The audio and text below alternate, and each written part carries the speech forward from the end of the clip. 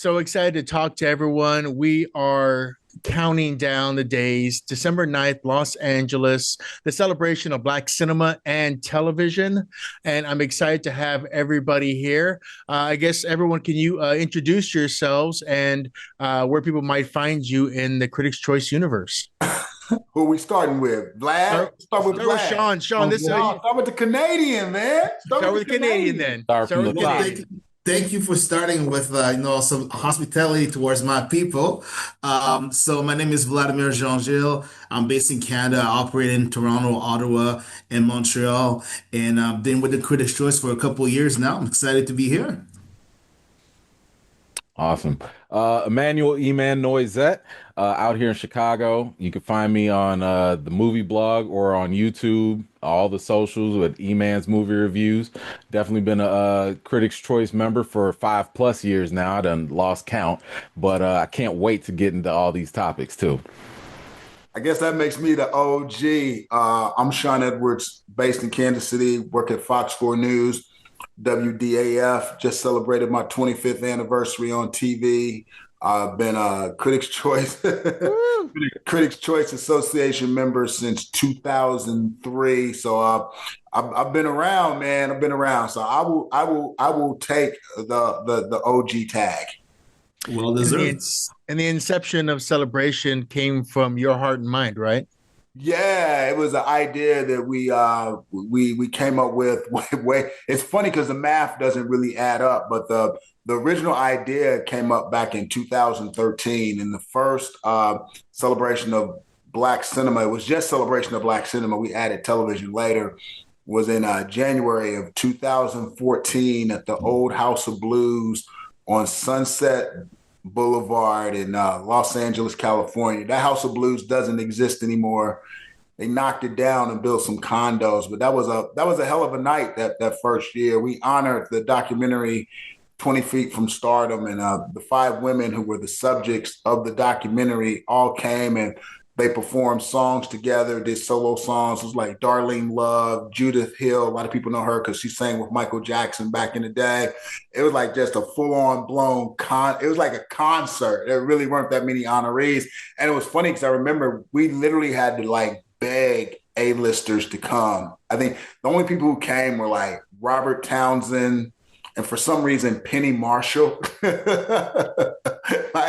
Penny Marshall was in there, like just chilling. Like it was so surreal. But I think it was like Penny Marshall and Robert Townsend, and that was it in terms of like the A-listers the first year. So like we were literally begging people to come, and we had a TV deal with TV One. But it was a great night. Sam Rubin was the host. It was a crazy night, but it was like open bar, free food, and one hell of a concert back in 2014. That's awesome. Hey, you had Meteor Man there and Laverne and Shirley. I mean, yeah, it's not bad. It's not bad. Laverne and Shirley. We have Laverne. Laverne. That's right. That's right. Well, I do want to talk about this here and get into it. You know, first and foremost, another great get with Jay coming in to host as well.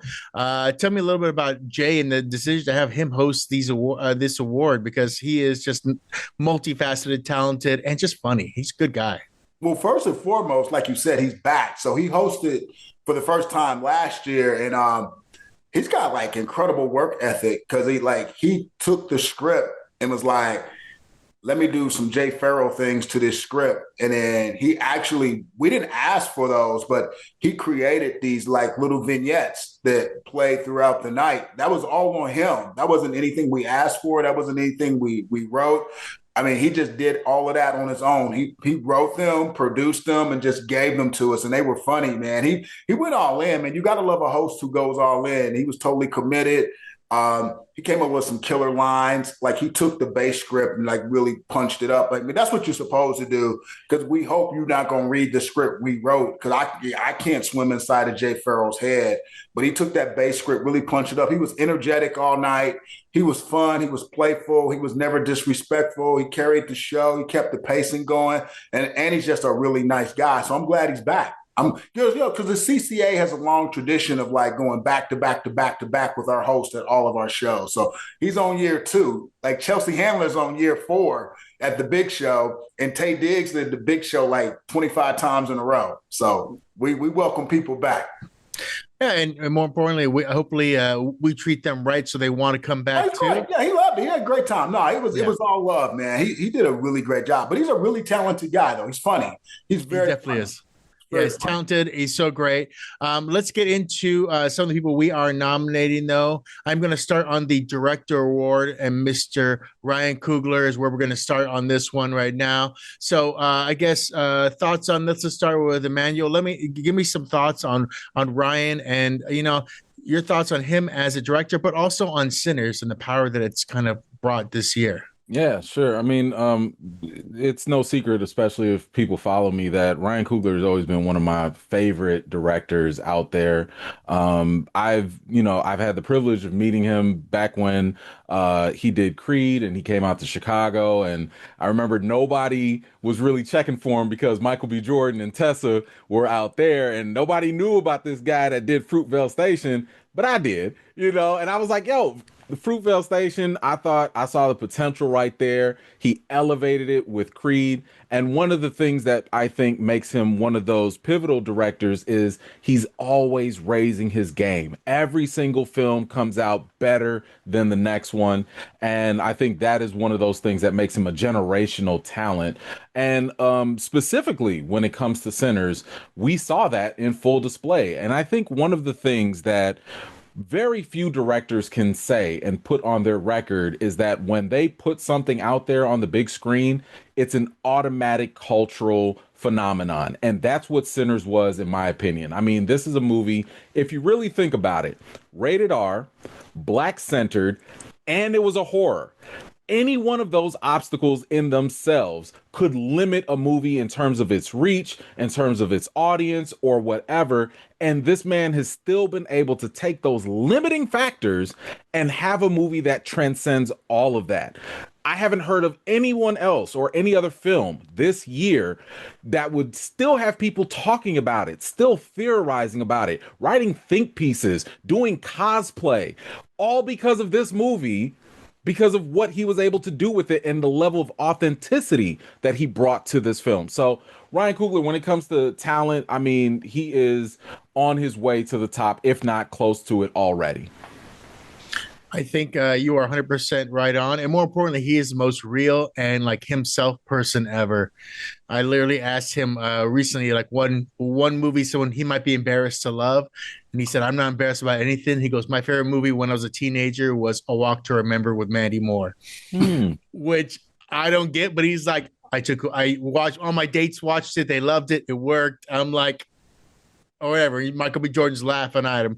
Vladimir, let's talk about what you think Sinners is going to do to this awards, and not only to this celebration, but also for the awards themselves, because this is not only an amazing movie, but it is strong performances, strong direction, strong art design, strong music. I mean, so many great people in this.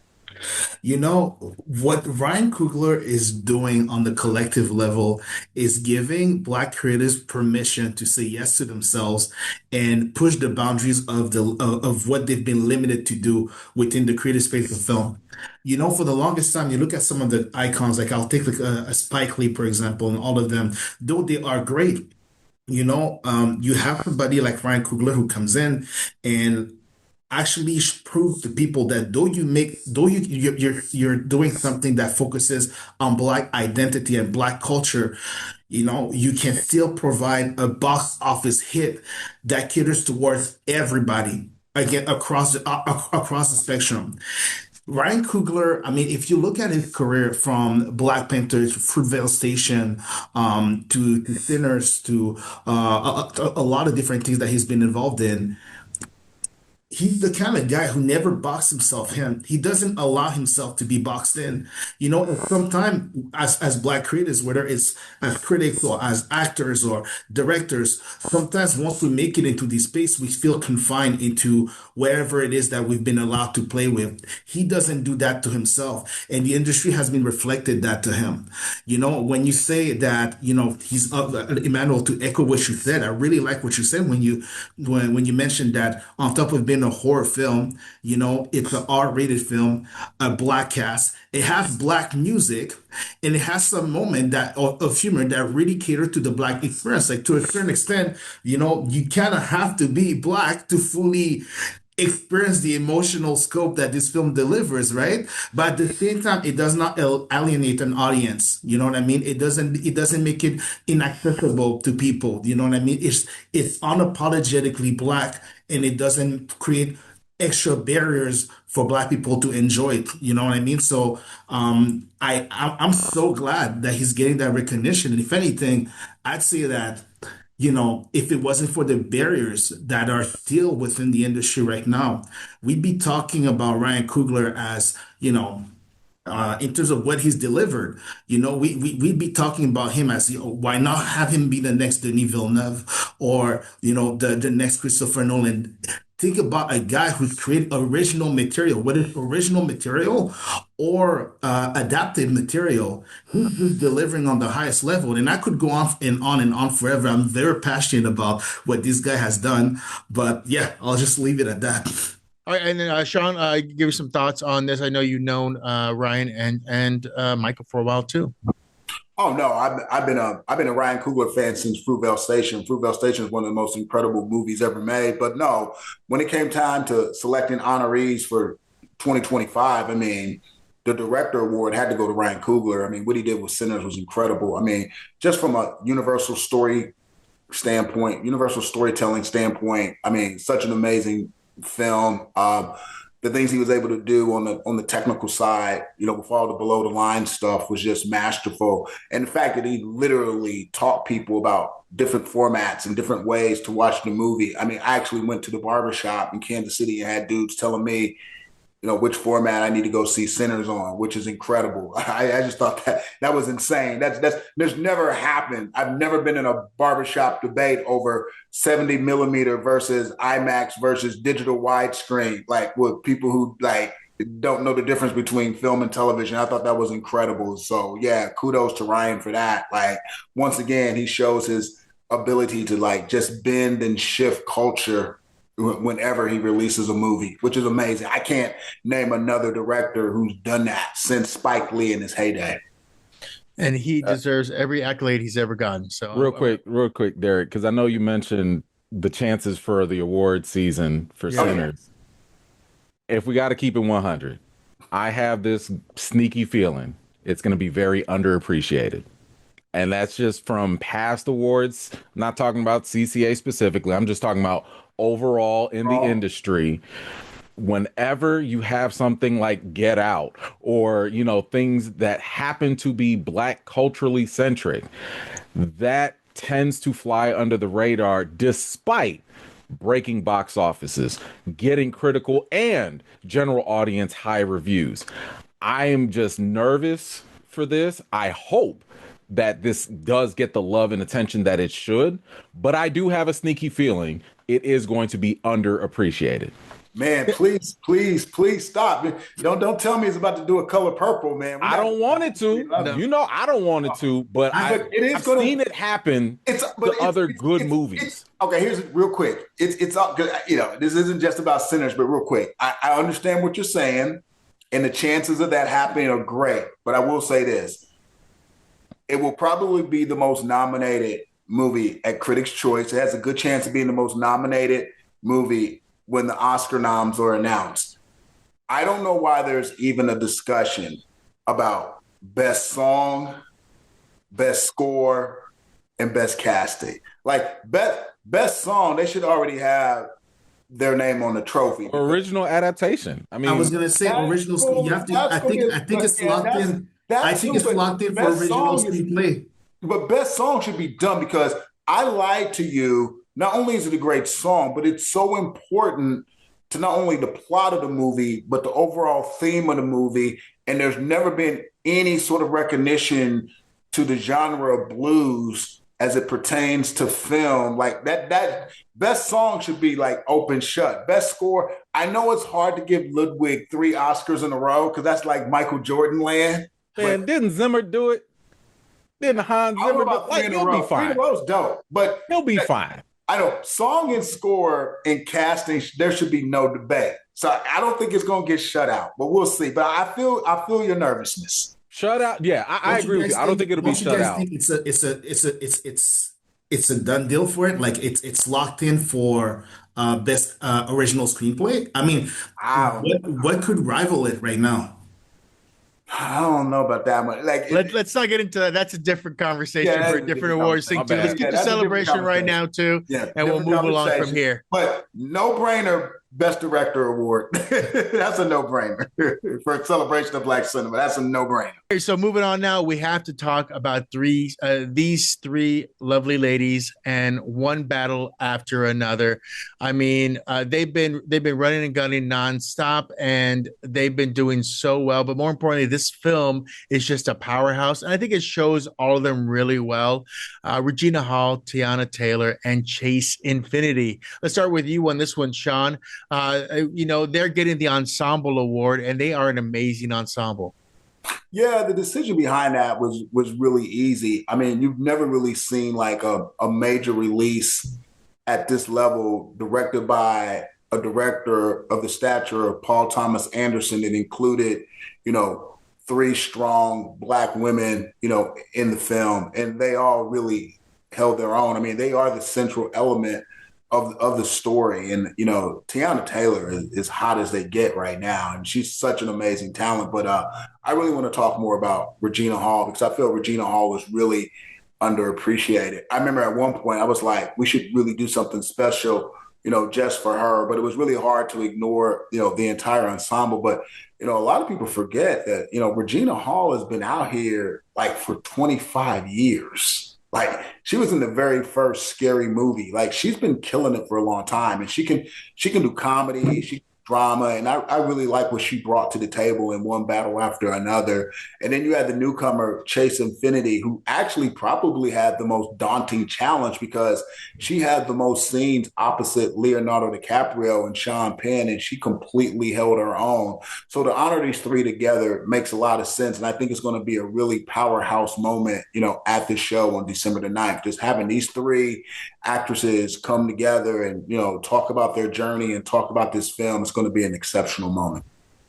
I 100% agree. And just as a note, Scary Movie 6 is in production right now. So for all you fans out there, me one of them as well. Did Regina Hall sign on for that? I don't. She did. She did. She's in it. She did, and she's in it. Wow. Yes, she is. I talked to her about it. Paycheck, sister. Get that paycheck. I'm saying. All right. Vladimir, give me little thoughts on Chase and, her coming into this role is just a strength of her own to be across, like Shawn was saying, across from Leo, but holding her own really well. Yeah, well, I mean, I think that's one of the reasons why they're so deserving to be among the best an ensemble cast and to receive this honor as an ensemble, because it's for someone to come into this type of realm surrounded by A-listers. And I mean, Tiana Taylor, don't forget, she's from music to entertainment to dancing to acting. I mean, she's just a natural born talent. She's been thrown among some icons from Leonardo DiCaprio, Sean Penn to Benicio del Toro, and that it also speaks a lot of the ability to not just fit within a cast, but of being properly supported by your peer. You know what I mean? You don't notice that she's a first timer in this at all. It'd be hard to even believe that that she's never been among A-listers before at this level in a film, just because of, again, when you're in the right ensemble, people will know how to support you where you might have some weaknesses and also reinforce you when you have strengths. And in this, you feel like she's someone who has been given the proper given the proper direction, but also given the space to step into the role confidently. And I think that not only is that it's a lot of credit to give to her, but it's a lot of credit to give to the cast as well and to the ensemble. So I think from an ensemble standpoint, it's very well deserved. I 100% agree. And Tiana Taylor is a powerhouse. Perfidia is an amazing character too. I do want to know what happens after everything as well. That's one beauty thing. You ask those questions, like what happens at the end of this movie. So for everyone out there who watched the film, I know you got some questions. Along with why didn't Benicio del Toro fight and a couple other things too. That's what I wanted to fight so badly. But I'm gonna let it go. Emmanuel, any last thoughts? I know you're gonna do the Tiana Taylor fade dance at the award show, so I'm waiting for that. Well, there goes the surprise. No, I mean, listen, I echo everything that the gentlemen have said earlier. I mean, Chase was amazing. Definitely held her own, as Shawn said. Regina Hall is a legend at this point. Tiana Taylor, I think the one thing that I will actually, going back to Regina Hall, I did have one gripe. I had one gripe, and that was we didn't get enough of her. I was actually really feeling like I want to know more about this character, because every time she came on screen, I was like, what else are you going to give us? Because I feel like there was something being held back, whether it was her story, whatever. But when she was on screen, she was captivating, and I was always gripped with, whatever she was giving us. So that was the only thing I kind of wish we had more of. And Tiana Taylor, I mean, what I actually just like about her is how much she's grown as an actor over the years, rather than just being the fine eye candy for some folks, she's actually been able to hold her own and really have a commanding presence on screen. And I think she absolutely exhibited that in this film. So shout out to all these ladies. Well-deserved award. Yeah, that's why we had to. That was part of the challenge, because we didn't want to just pick one of the three. So we let's put them together and call it an ensemble. And they're all deserving. It was too hard. It was too hard. Moving along, let's talk career achievement and Mr. Spike Lee as well. This man has defined so many categories. He is the season. So tell me a little bit about it. Let's start with Emmanuel on this one. Highest to lowest, but his just career as a whole, you can point to so many people's lives changed by watching one of his films. I think one of the most interesting things that I love about Spike Lee is that whenever you hear of a movie that's coming out from him, it's not just a movie. It's a Spike Lee joint. And to me, that is amazing when, as a director, you get to have your own unique stamp in the industry. And that only has come because of his trailblazing, pioneering authenticity in whatever project that he makes, whether it's Crooklyn, Do the Right Thing, Malcolm X, highest to lowest, you're guaranteed to get something that is original and that has Spike Lee's purest voice behind it. And that is something that I think that you can't teach that. And he is a teacher, right? He is a professor of film. And I'm sitting here thinking I still ain't seen it. I ain't seen it from nobody else. Closest might be Ryan Coogler, right? Following in the footsteps. But to be able to just do this time and time again is phenomenal. And I think something else that people kind of might forget about Spike Lee is that the brother has range, right? He's not just out here doing classic black films. He'll give you an Old Boy, right? He'll give you an Inside Man. He'll spin it and turn it around on you and just be like, oh, by the way, I can also do those other things too. So I think that level of freedom, of creativity and innovation is what makes Spike Lee well beyond deserving of this award. Vladimir, any thoughts as well on Mr. Spike Lee? Spike Lee is a phenomenal storyteller. He's an amazing storyteller, but the number one job of a director is to pull the best performances from their actors and their cast. What's interesting about Spike Lee, it's not just that, like you said, Emmanuel, and I love when you mentioned that it's a Spike Lee joint, it's an event, it's the fact that you're also looking forward for what he's going to pull from the cast. When you hear Spike Lee and Denzel and Spike Lee and so-and-so and the Five Bloods, and you just know that you're going to get some iconic performances, and that this man has such an amazing, what's the word I'm looking for? he definitely has the eye to see how he has the eye to notice someone's talent and see how to enhance it, how to make them shine. You know what I mean? He gives you real Denzel moment. He gives you real just moments from any actors that he's working with, whether it's from the Five Bloods, which was a crazy joint in and on itself. This guy knows how to pull the best from his actors, and it's also telling of the amount of respect that performers from the entire spectrum of talent, from A-list to newcomers, really have for him. I think that he does an amazing job. More importantly, I am so happy that we've chosen him for this. This guy deserves everything and more. I can't wait to see what he has to say. It's a trying time, and I think as a man, when any word, any speech he has is something we should all pay attention to as well. I know, but we gotta. The one thing we all left out in talking about Spike Lee, because we got to keep it real at this level. If it were not for Spike Lee, we wouldn't be talking about anybody else at all. Like, he opened the door for like everybody. I don't care if it's Ryan Coogler. I don't care if it's F. Gary Gray. I don't care if it's Antoine Fuqua. I don't care if it's Halle Berry. Her first movie was a Spike Lee movie.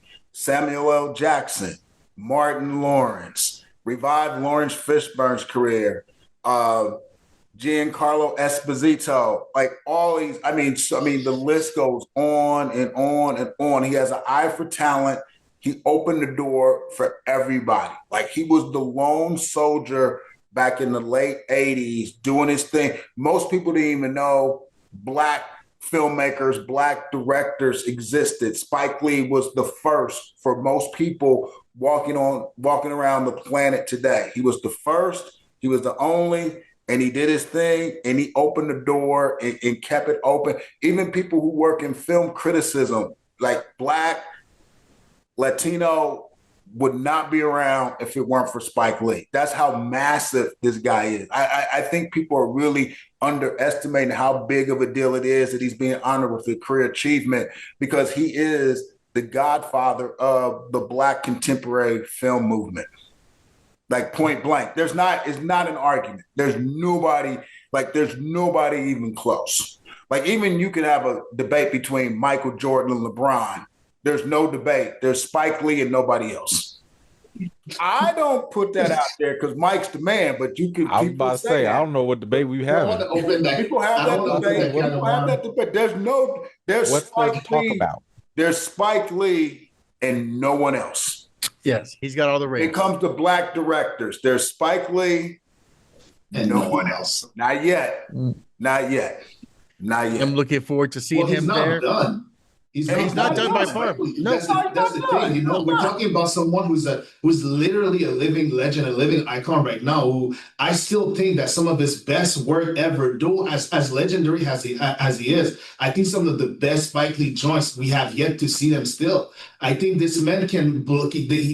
Some people, they reach a certain level in this game, and after a while, you're like, okay, they've peaked. They've already given us the best. I don't think that's the case. I think we're going to be having conversations 5 years from now. We're going to be wondering, oh, maybe that's the one. Maybe that's it. Maybe that's his top 3. Maybe that's his top 5. Who knows? He's stat padding. Nah, Spike. I mean, we just recently did a survey of more than 40 Black film critics, and they all ranked their favorite Black films, and Spike Lee had like 2 in the top 10, and the number 1 choice was Malcolm X. Easy. Yeah. I think we're all excited to talk to him, and more importantly, excited to see what he has to say. Super excited. It's going to be an amazing time with him at Celebration. Moving on, though, as we have to get through a lot of this great list of people who are going to be there. Let's look at the Actress Award. Tessa Thompson, who's a friend of Critics' Choice and a friend to these awards as well. Tell us a little bit, Shawn, about Tessa coming back, and Hedda, which is just amazing. Yeah, it's funny.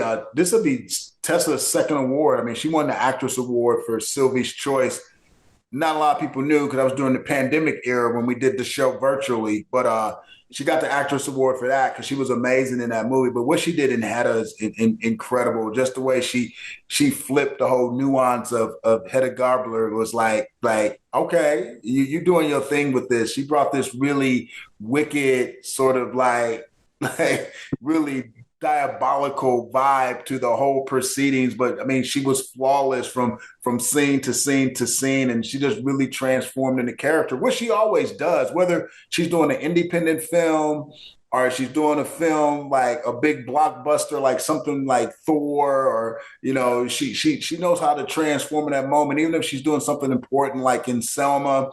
And, most of us were first introduced to us with what was the movie she did for? What was the movie she did? What was that first big movie? Justin Simeon's movie. Dear White People. Dear White People. Yep. Dear White People. She was great. She was great in Dear White People. She was terrific in passing. So she's got this really natural ability to transform. I think she's an amazing person to have, and I can't wait to have her there. Vladimir, I'll let you close out. Any last thoughts on Tessa?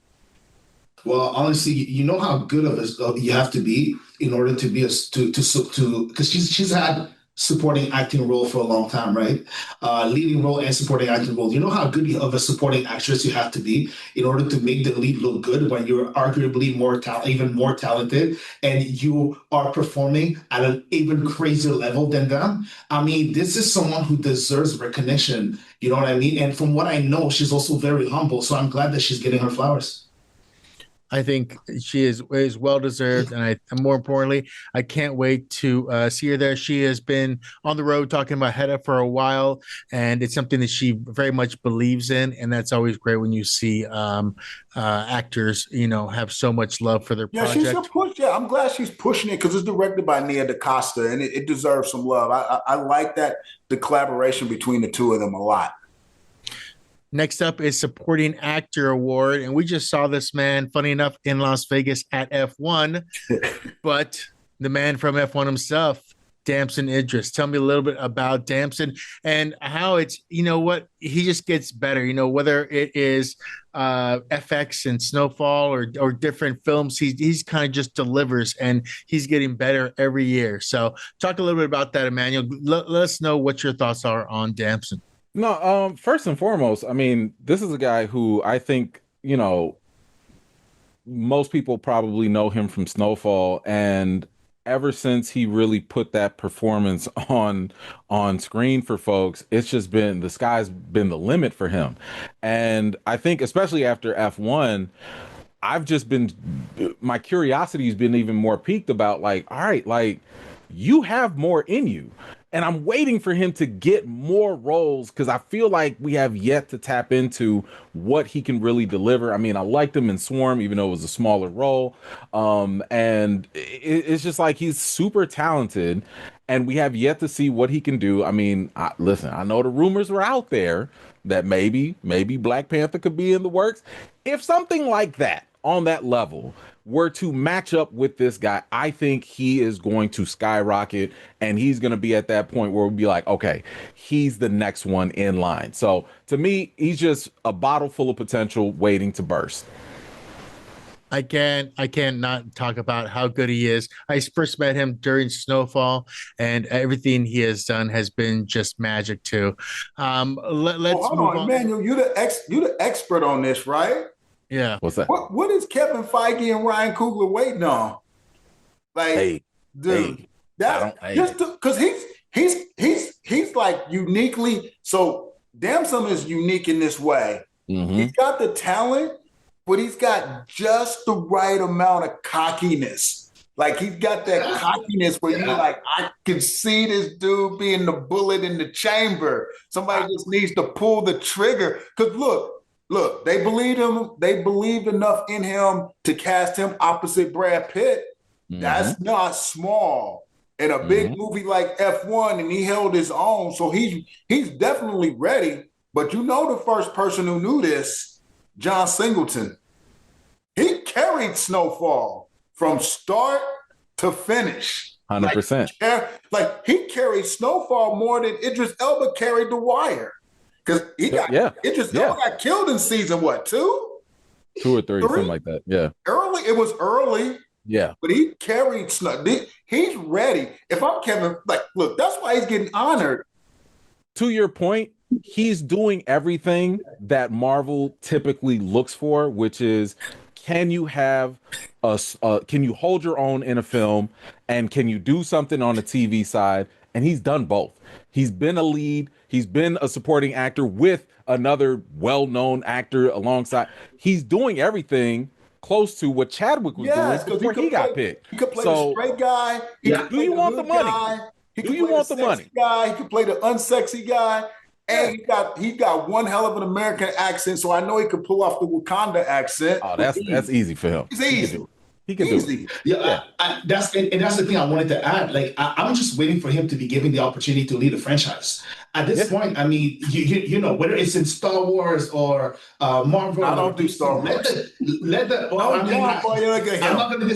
gonna get in that rabbit hole. But he's the kind of guy. At this point, like you said, they trusted him to perform with Brad Pitt. You know what I mean? And we know that he can lead a TV show. He knows that he can take anything and just take it to that top tier content. Right, so why not let him lead an entire franchise? I'd love for him to see. I'd love to see him starring in something that we see him keep coming back and getting better in the role for the span of maybe 3 or 4 movies. You know, we've seen him evolve and grow throughout Snowfall as an actor as well. So we know that he's, like you said, Emmanuel. I don't mean to piggyback off of everything you said, but you dropped Jen when you said that earlier. No, for real. Like, this guy is not done. He's just getting started. He does have more in him. Well, I have 2 thoughts on that. One, he might be going the Leo DiCaprio route. No Marvel movie, no hard drugs. You know, that thing he told Timothée Chalamet. And number 2, you are going to see Ryan Coogler very shortly. So you can ask him, and I'm pretty positive he'll be able to give you a wink, a nod, a little twinkle or something. So waiting on. We'll see what happens. Let's move on, though, to a Rising Star Award, Nia Desir Johnson. So much talent to come. Talk a little bit about Shawn, about her and what you think she's going to do for the industry, because all right, so talented. Full journalistic disclosure, because I still believe that there's some credibility left in the industry. Full disclosure, this movie's about my family, so I got to preface all comments about that. But she was incredible in this movie, because I mean, she's in every scene, in every frame, in every second of the movie. I mean, she's not a newcomer because she's been in a lot of other stuff. We just haven't really seen her. But this is like her first lead as, young 11-year-old Sarah Rector in this movie about this young girl who instantly becomes a millionaire at age 11 because they discovered oil on her land. But I mean, she did a terrific job. I mean, because she is Sarah that's in the title, and like everything's on her shoulders. So if she's not good, the entire movie collapses. So she held her own. I just hope people give her enough love when it comes time to, because the Critics' Choice has a young actor category. I hope enough people have seen the film and have seen her performance that she gets some votes, because she was terrific. I 100% agree. I think she's going to do amazing work. More importantly, I think she's going to be a great addition, and I hope she gets to meet some of her idols too, because there's some amazing talent there for young actors. It'd be fun to be in a room. Yeah, people love when kids make speeches at award shows. They really do. That's when we all go, this kid's way too old. This kid's already like a veteran. Look at their speech. Moving along, let's get to TV series. Supporting Actress Award, Sky P. Marshall. Of course, here she is in Matlock, but she is no stranger to doing some great stuff on screen. Talk a little bit about her, Emmanuel. Oh, I'm biased. She's from Chicago, so she's one of the best. She deserves everything. Fantastic in Matlock, but no, I mean, she is wonderfully talented, and I love her range. I love the fact that whenever you see her in different projects, she does not feel like the same character every single time. So, and I think that's ideally, especially if you're in TV, that's what you want. You want to have that versatility, and that's something that a lot of actors and actresses can't really boast about, but I think she can. So, shout out to her, man. Like, this was a great award, and I'm really happy for getting this. I think that anyone who watches the show automatically knows who she is and what she can do. And I think that her addition, when it comes to not only this show, but her whole roles have been something that we have to take notice of. And I'm glad Celebration is catching that. Moving next to we are looking to breakthrough performance in series. And this, I don't know if you guys have seen some of these episodes yet, but House of Asher is crazy.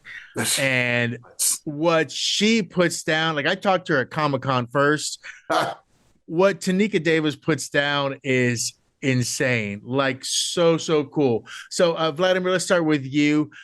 Spartacus House of Asher is going to be something that people are going to talk about for sure as soon as it gets to the roundup going exponentially. But talk about Tanika.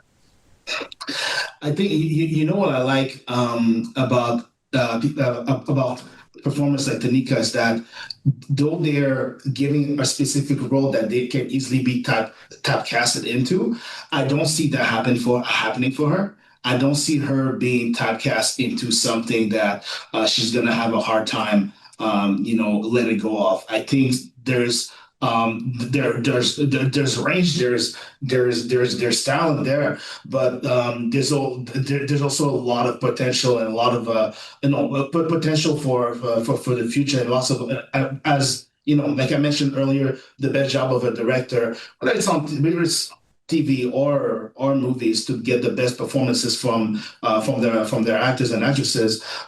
She's somebody I'd love to see her in the future, see who else she's going to be paired with. And yeah, you're right. A lot of people are going to be mentioning this one. Now let's go to actor award in a series. This man is no stranger to Critics' Choice, and more importantly, he's no stranger to anything. He's just a good guy all around, and someone that everyone, when he gets on screen, just takes notice of. Sterling K. Brown. Sterling K. Brown, I mean, I love saying his name alone. This guy does amazing work in anything, whether it is a comedy, whether it is drama, whether it is amazing movie. He is now in Paradise, and he is just wrecking shop. So, Shawn, tell me a little about Sterling K. Brown. I'm sure you've talked to him at a bunch of award shows with Critics' Choice as well. Oh, yeah, no, that's my guy. No, Sterling's my guy. We both from Missouri. We both from the Show Me State. But when you say Sterling K. Brown, the first thing you think of is he is the prototype of a professional actor. Like, he kills it in every role. I love the way he carries himself. A lot of people were first introduced to him by This Is Us, but I mean, he's done some other amazing stuff. And then he sort of became famous simultaneously when he was in the O.J. Simpson miniseries, which is where he won the Emmy. Those kind of happened at the same time in 2016, and from then on, man, he just took off, man. Whether he's in a supporting role or a lead role, man, he just does phenomenal work. I love him in American Fiction, where he totally played against type. He's just an all-around fabulous actor. He can do television, he can do film, he can do stage, but it's just the way he carries himself, and his demeanor is just so well constructed for success. And you remember that movie where he gets another guy pregnant or something in space? It's IFC. It's the weirdest movie, but it is just a fun. I swear to you, it's him and. I thought he was going to bring up Honk for Jesus. Oh no, that's another one too. No, that's was great. Let's move off that. That is a movie he did though. I'm going to leave that out there. Let's go out there. Yes, you just expanded his range with that one. Oh my gosh! So there is. Yeah, it's an interesting, crazy movie. Don't forget his voice acting on Invincible too, right? Yeah. Yeah, I mean, this guy, when you talk about range, I mean, just by his voice alone, this guy is capable of giving you, actually putting the fear of God in you as a villain, right? And then at the same time, he makes you feel so empathetic towards him in This Is Us. And then he takes the lead, and you believe that, this guy, oh my God, is he a gangster? Is he a good guy? Is he a dad? Is he a family man? Is he, the range of this guy. And on top of that, he's a really cool person in real life. I've only had the chance to meet him once, but it's one of the people who has impacted me the most in this business just off of meeting them. So I'm happy for the guy. Nah, I got beef with him. Yeah. Now, when I met him, I was like, sir, I didn't give you permission to put water in my eyes, because every time He just, whatever emotion he wants you to feel, you have to feel it. You don't have a choice. I didn't come here to cry, but I'm crying. I didn't come here to laugh at Honk for Jesus, but I'm dying laughing because of the rap song that they do it in the car. Like, he can do the emotional manipulation through a performance, and that to me is a sign of a fantastic actor. Yeah, I think he definitely got it. He's this weird. He's this weird combination of, like, you kind of like see parts Denzel, parts Sidney Poitier, kind of like all meshed into one. I want this guy to succeed at every level, and it starts Everything. December 9th. I am really actively rooting for him to be larger than life. Yeah.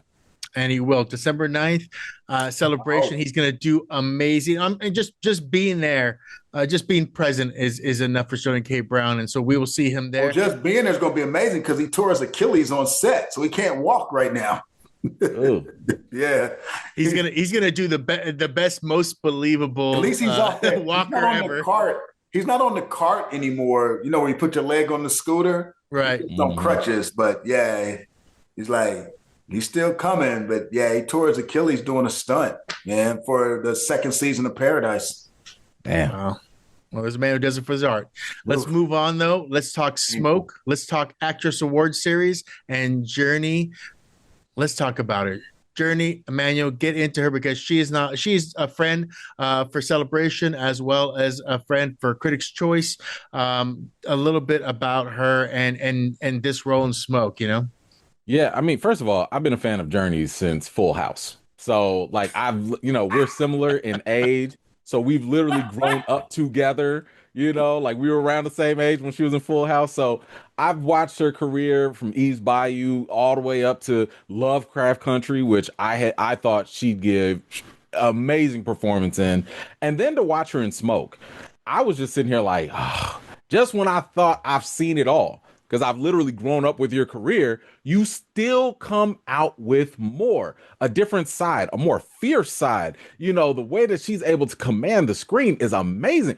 And by the way, and shout out, she got in shape, right? She is doing those physical roles, those stunts. I was impressed. I'm impressed with her. So she is absolutely worthy of this award. And I'm still wondering, is there still more that she could show us? Because I feel like we've seen so much, but she's still capable of just delivering time and time again. So yeah, Journey is definitely on there for this award, and like I said, well deserving. You might have to piggyback off of you again. Because you said something about Denson Idris earlier that really resonates with Journey here is the fact that she's someone who has so much more to give. And to say in the same line of thoughts, she was Black Canary for a while, right? So if you put it in the right space, I know she can also lead a franchise. You know what I mean? I know that, now that you're talking about, of these new box office hits from the Avatars, the Star Wars. I know I'm not trying to get into that one with you, Sean, but DC and Marvel. She's someone who can literally who has that appeal. Right? You talk about, the Halle Berrys and all of them. I mean, why not give her that chance? So I think it's the same thing. It's a matter of pairing her up with the right director. And there's a lot more from her that we have yet to see. Yeah, I don't understand how someone who's been around this long, who's been killing it every single time, still remains sort of like so far under the radar. Yeah. It's like it boggles my mind that she's still so underrated right now. But her time will come. But she just keeps doing her thing. And she hasn't missed. I haven't really seen her in a bad project. That's true. Or a bad performance. Well, actually, I'll disagree. I think she has showed up in some things that were maybe not as well received, but she was never the problem. Oh yeah. She's one of, and I get what that's where you were going, but she's one of those, you put her in whatever you put her in, she's going to deliver to you. She's going to deliver to you regardless of what's around her. So it speaks a lot of not just her as a talent, but her character as a professional. How she shows up for her coworkers, how she shows up for her fans in the industry. I mean, right there, You have the whole package. And like you said, Sean, I don't know how someone of her caliber is still so off the radar, but not for long. Mark my Yeah, words, she's gonna get her she's content. appreciated by the culture. She just hasn't gone mainstream. Exactly. You go in a barbershop and beauty shop, boom, love. Oh, She just ain't hit like she just ain't she ain't hit Timothy Chalamet levels of fame, but she deserves it.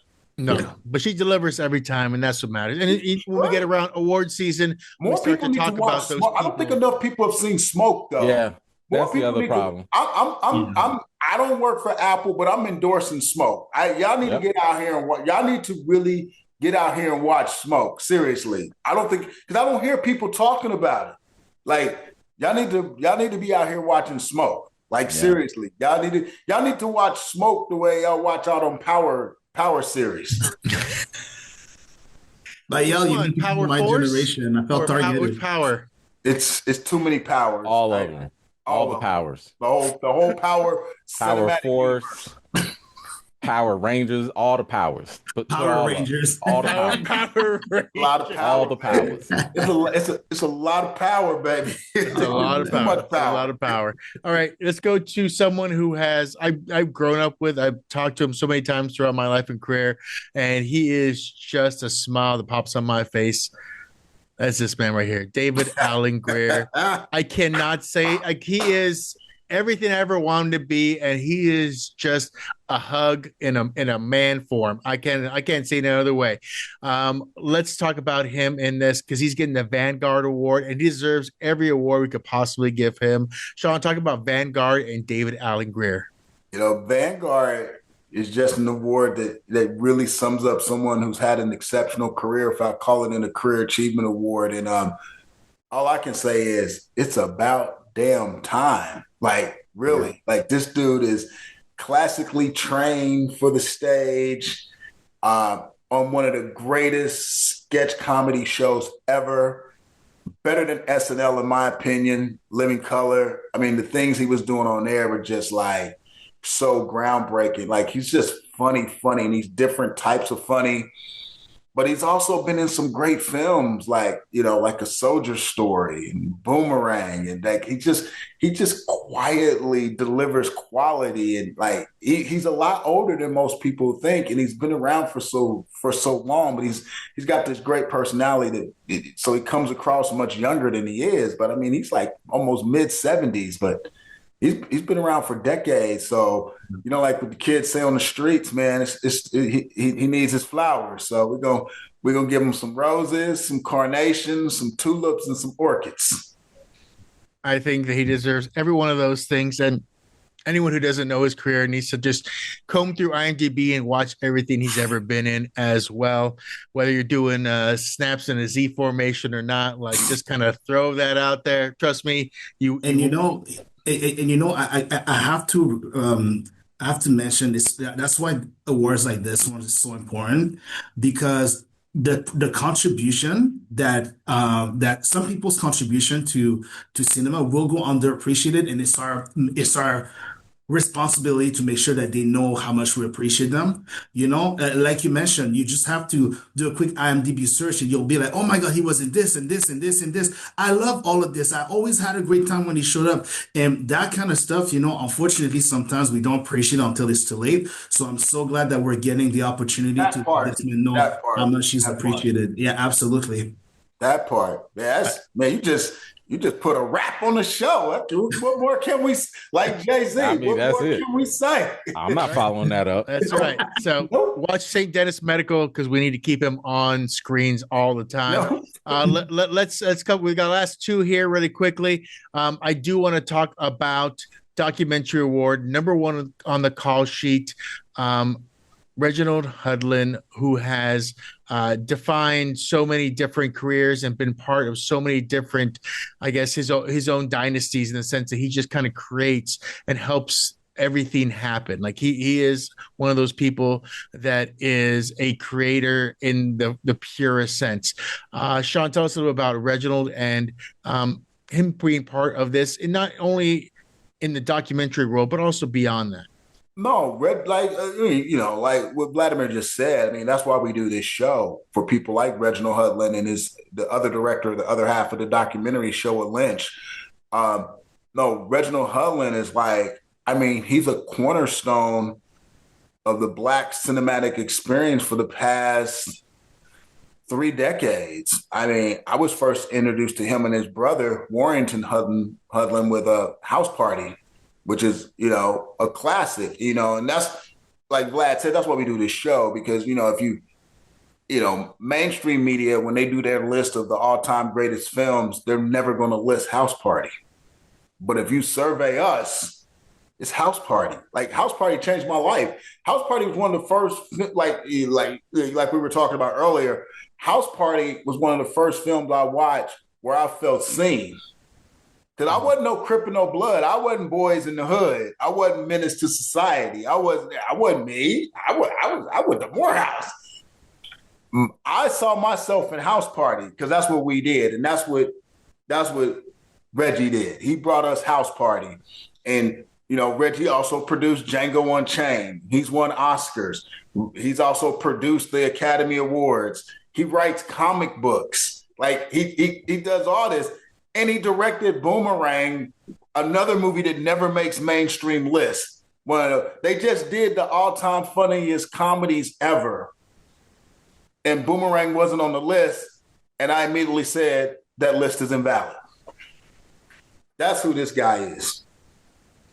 And if I may add a little bit, from looking at his filmography and his talent, and all the things that this man could have done, I think we're lucky that he decided to go and film. Out of all the things that he's talented. He's Ivy very talented. Yeah, Ivy League dude. Like, one of the smartest dudes on the planet. Like, but what him and Shawn Lynch did is cool because they talked about how difficult it is for Black people to be number one on the call sheet and how special that is. And for him to tackle that subject really means a lot because you're shining a light on people that have been successful. And sometimes we don't talk about people who have become successful enough.